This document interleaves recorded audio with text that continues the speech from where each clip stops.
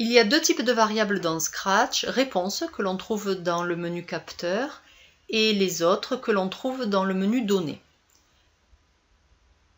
La variable réponse est une variable spécifique à Scratch. Elle existe déjà, on la trouve dans le menu capteur et pour la faire afficher à l'écran, on coche la petite case à gauche de réponse et on obtient un affichage à l'écran. Une variable, c'est comme une petite boîte qui est vide tant qu'on ne la remplit pas. Pour remplir réponse, on utilise l'instruction demander et attendre et c'est l'utilisateur qui donne un nombre ou un mot. Par exemple ici, si je saisis 5, réponse contient la valeur 5. On peut avoir besoin d'utiliser une autre variable. Cette autre variable n'existe pas au début d'un programme, il faut la créer.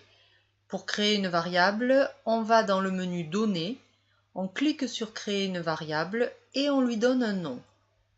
Par exemple, nombre. Nombre est comme une boîte, au début elle contient la valeur 0.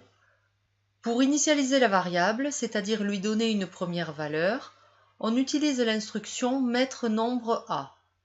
Par exemple, si on utilise l'instruction mettre nombre à 2, la variable nombre contient la valeur 2. On peut aussi utiliser l'instruction mettre nombre à réponse pour garder en mémoire une réponse d'utilisateur. Si l'utilisateur choisit 3, alors nombre contient la valeur 3. On peut ensuite changer le contenu de la variable nombre alors qu'elle avait déjà une valeur en utilisant par exemple mettre nombre à nombre plus 1. Si nombre contenait la valeur 3, elle contient désormais la valeur 4.